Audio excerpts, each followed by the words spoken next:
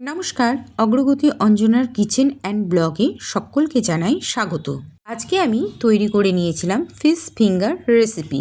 আজকে ছিল সানডে, আর Sunday special snacks আইটেমে আজকে তৈরি করে নিয়েছিলাম ফিশ ফিঙ্গার রেসিপি। আর সানডে স্পেশাল লাঞ্চে ছিল আজকে 3 রকমের মাছের ঝাল। প্রথমত পাবদা আর রুই মাছের ঝাল ছিল, আর ইলিশ মাছের তেল ঝাল করে নিয়েছিলাম আজকে রবিবারে লাঞ্চেতে। আর বিকেলবেলাতে তৈরি করে নিয়েছিলাম স্ন্যাক্স আইটেমে পাবদা মাছের ফিশ ফিঙ্গার রেসিপি। তো আসুন এবার দেখে নেওয়া যাক রেসিপিটি কিভাবে তৈরি করেছিলাম। আমি এখানে 4 পিস পাবদা মাছ নিয়েছিলাম একটা আলু মাঝারি সাইজের। আলুটাকে কেটে প্রেসার কুকারের মধ্যে দিয়ে আমি 2 থেকে 3টে সিটি দিয়ে সেদ্ধ করে নিয়েছিলাম। প্রেসার কুকার ঠান্ডা হয়ে যাওয়ার পর এবার আমি আলুটাকে প্রেসার কুকার থেকে ঢেলে জল ঝরিয়ে নিয়েছিলাম। মশলার জন্য আমি এখানে নিয়েছিলাম 10 কোয়া রসুন, 3টে কাঁচা লঙ্কা, আর সামান্য পরিমাণের আদা ও বড় সাইজের 2টো পেঁয়াজ। এগুলো পেঁয়াজটাকে আর কাঁচা লঙ্কাটাকে কুচিয়ে নিয়েছিলাম, আদাটাকে এবং রসুনটাকে থেতো করে নিয়েছিলাম। এবার একটা কথা বলে নিই, পাবদা মাছগুলো কিন্তু ফ্রাই করা পাবদা মাছ ছিল। আপনারা চাইলে কাঁচা মাছ দিয়েও করতে পারেন। আমি এটা এক্সপেরিমেন্টভাবে করেছিলাম, কিন্তু খেতে অসাধারণ হয়েছিল।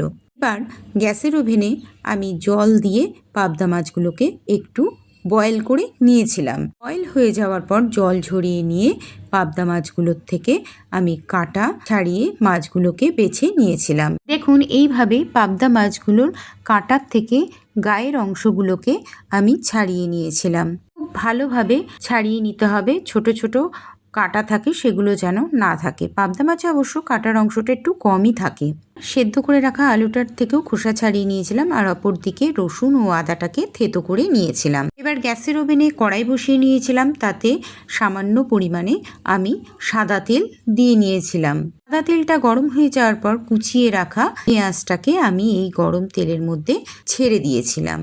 পেঁয়াজটাকে নেড়ে চেড়ে হালকা ব্রাউন কালার ধরলে তারপর এর মধ্যে কুচিয়ে রাখা কাঁচা লঙ্কাটা দিয়ে দিয়েছিলাম। তারপর খানিকক্ষণ নেড়ে চেড়ে আমি থেতো করে রাখা রসুন ও আদাটাকে এই পেঁয়াজ ভাজার মধ্যে দিয়ে দিয়েছিলাম। সব কিছু দেওয়া হয়ে যাওয়ার পর আমি কাটা বেছে রাখা মাছগুলোকে কড়াইয়ের মধ্যে ঢেলে দিয়েছিলাম।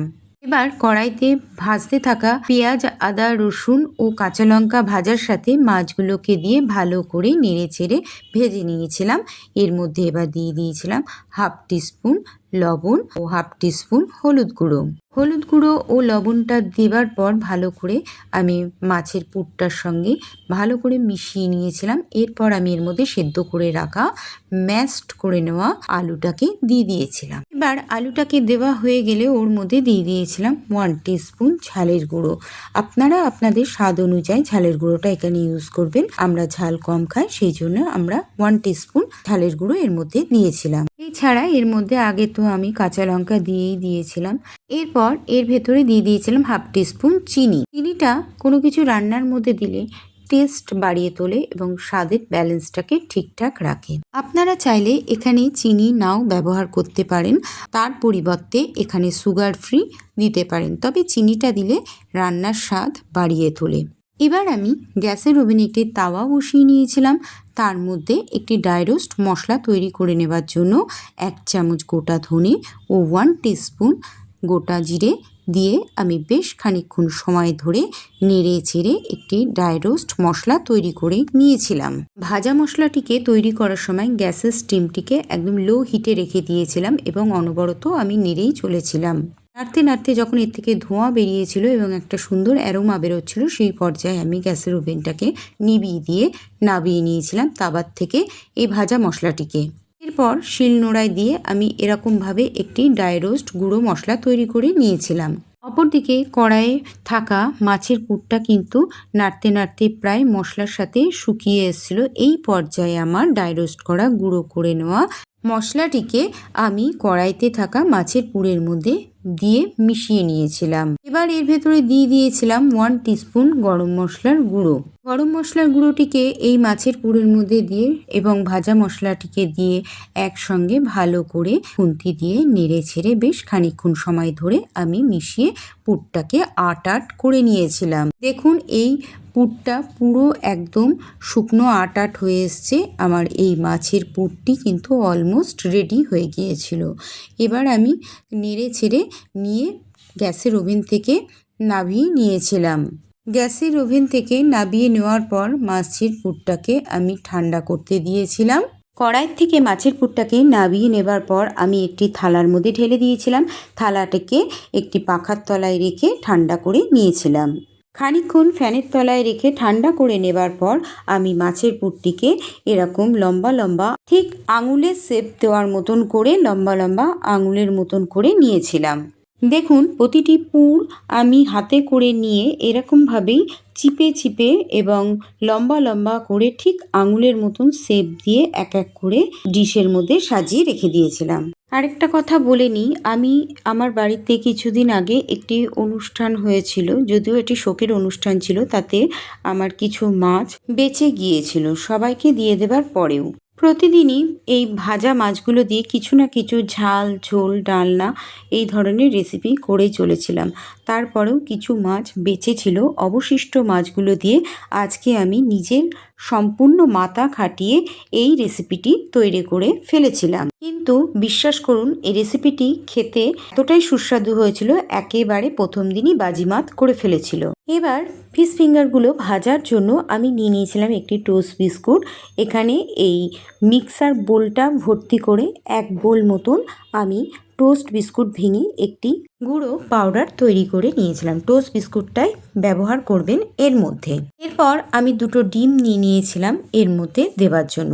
ডিমটাকে ফাটিয়ে নিয়ে আমি ডিমটাকে ভালো করে একটি চামচের সাহায্যে ঘুটে ফেটিয়ে নিয়েছিলাম। কাঁটা চামচ দিয়ে আমি ভালো করে ডিমটাকে ফেটিয়ে নিয়েছিলাম। এরপর নিয়ে নিয়েছিলাম 1 টিস্পুন কর্নফ্লাওয়ার পাউডার এবং বেশ কিছুটা গোলমরিচ। গোলমরিচটিকেও আমি শিলনোড়ায় দিয়ে একটি গুঁড়ো পাউডার তৈরি করে নিয়েছিলাম। কিছুটা গোলমরিচ আমি দিয়ে দিয়েছিলাম ফেটিয়ে নেওয়া ডিমের মধ্যে, আর কিছুটা লবণ দিয়ে নিয়েছিলাম, আর বাকি গোলমরিচের গুঁড়োটিকে দিয়ে দিয়েছিলাম যে টোস্ট বিস্কুটটাকে গুঁড়ো করে পাউডার করে নিয়েছিলাম তার মধ্যে। এবার দেখুন আমি গুঁড়ো করে রাখা গোলমরিচ, লবণ ও কর্নফ্লাওয়ারটিকে ডিম গোলার মধ্যে দিয়ে আবার ভালো করে ফেটিয়ে নিয়েছিলাম।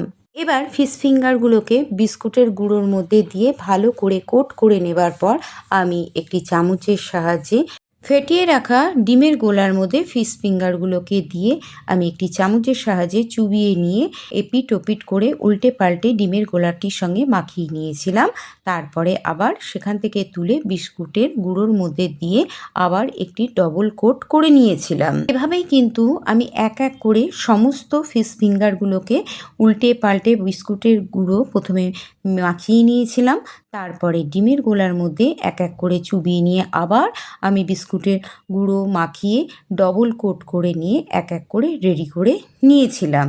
প্রত্যেকটা ফিশ ফিঙ্গারগুলোকে এইভাবেই আমি কোট করে নেবার পর আমি পরপর একটি ডিশের মধ্যে সাজিয়ে রেখে দিয়েছিলাম ফিশ ফিঙ্গারগুলোকে। দেখুন আমি ফিশ ফিঙ্গারগুলোকে কীভাবে বিস্কুটের গুঁড়ো মাখিয়ে নিচ্ছিলাম হাতের সাহায্যে, এবং তারপরে আমি ডিমের গোলায় চুবিয়ে নিয়ে আবারও আমি এই বিস্কুটের গুঁড়োর মধ্যে দিয়ে আবার চামচের সাহায্যে নেড়ে চেড়ে মাখিয়ে নিয়ে তারপরে আমি হাত দিয়ে ভালোভাবে এই বিস্কুটের গুঁড়োটাকে পুরোপুরি কোট করে নিচ্ছিলাম। এবার ফিশ ফিঙ্গারগুলো ভাজবার জন্য একেবারেই তৈরি হয়ে গিয়েছিল।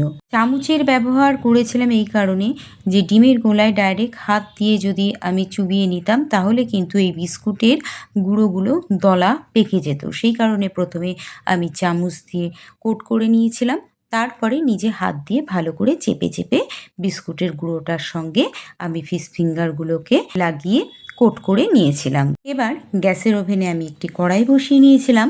কড়াইয়ের মধ্যে পরিমাণ মতন সাদা তেল দিয়ে গরম করে নিয়েছিলাম। পুরোপুরি তেলটি গরম হয়েছে কিনা তার জন্য চেক করার জন্য আমি সামান্য এক টুকরো বিস্কুটের গুঁড়ো এর মধ্যে ঢেলে দিয়েছিলাম। দেখলাম যে তেলটি গরম হয়ে গেছে। এবার আমি এক এক করে ফিশ ফিঙ্গারগুলো গরম তেলের মধ্যে ছেড়ে দিয়েছিলাম। ফিশ ফিঙ্গারগুলো তেলের মধ্যে ছাড়ার সময় অবশ্যই কিন্তু খেয়াল করে গ্যাসের ফ্লেম লো টু মিডিয়াম রাখতে হবে। হাই ফ্লেমে যদি ফিশ ফিঙ্গারগুলোকে তেলের মধ্যে ছাড়া যায় তাহলে ওপরের কোটিংটা পুড়ে যাবে এবং ভেতরের অংশটা ভালো ভাজা হবে না। যে কোনো তেলে ভাজা চপ, সিঙ্গাড়া অথবা যে কোনো স্ন্যাক্স আইটেম তেলে ভাজতে গেলে কিন্তু লো টু মিডিয়াম ফ্লেমেই ভাজা উচিত। তা না হলে ওপরের অংশটা তাড়াতাড়ি পুড়ে যাবে এবং ভেতরের অংশটা কাঁচা থেকে যাবে। দেখুন, এইভাবে আমি এক এক করে ফিশ ফিঙ্গারগুলো গরম তেলের মধ্যে ছাড়ছিলাম এবং এক পিঠ ভাজা হয়ে গেলে অপর পিঠটা খুন্তি দিয়ে ঘুরিয়ে ফিরিয়ে নেড়ে ভেজে তুলে নিচ্ছিলাম। ভেজে তুলে নেবার পর একটি ছাঁকনি রেখেছিলাম, যে ছাঁকনিটাতে তেলটাকে ফিশ ফিঙ্গারের গায়ের থেকে তেলটা যেন ঝরে যায়, এক্সেস তেলটা যাতে ওর মধ্যে ঝরে বাটিতে পড়ে, সেই জন্য আমি ভেজে নিয়ে খানিকক্ষণের জন্য ওই ছাঁকনির মধ্যে ফিশ ফিঙ্গারগুলোকে রেখে দিচ্ছিলাম এক এক করে। এভাবেই প্রত্যেকটি ফিশ ফিঙ্গারকে এক এক করে তেলের মধ্যে ছেড়ে এবং উল্টে পাল্টে ভেজে নেবার পর আমি টঙের মাধ্যমে তুলে আমি ছেঁকনির মধ্যে রেখে দিচ্ছিলাম। এতে এক্সেস তেলটা কিন্তু বাটির মধ্যে ঝরে পড়ছিল ছাঁকনির মধ্যে দিয়ে। এছাড়া টিস্যু পেপার অথবা টিস্যু পেপার যদি নাও থাকে তাহলে সাদা খাতার কাগজের মধ্যে কিন্তু যে কোনো তেলে ভাজা জিনিস তুলে রাখলে তাতে তেল সেই কাগজটাতে অ্যাবজর্ব করে নেয়, এতে স্বাস্থ্যের কোনো ক্ষতি হবে না। তো কথা বলতে বলতে আমার ফিশ ফিঙ্গারগুলো কিন্তু ভাজা কমপ্লিট হয়ে গিয়েছিল, আর আমি একটা ভেঙে আপনাদেরকে দেখিয়েও দিচ্ছি। দেখুন কি সুন্দর কুরকুরে এবং খাস্তাও হয়েছিল, ভেতরটাও কিন্তু খুব সুন্দরভাবে ভাজা হয়ে গিয়েছিল। তো বাড়িতে যদি কোনো অনুষ্ঠান পারপাস ভাজা মাছ বেশি হয়ে থাকে তো সেই মাছ দিয়ে কিন্তু এই ফিশ ফিঙ্গার রেসিপিটি তৈরি করে খেয়ে দেখতে পারেন। তো তৈরি হয়ে গেল আমার সানডে স্পেশাল স্ন্যাক্স আইটেম রেস্টুরেন্টের স্টাইলে ফিশ ফিঙ্গার রেসিপিটা দেখে কেমন লাগলো অবশ্যই কিন্তু কমেন্টে জানাবেন।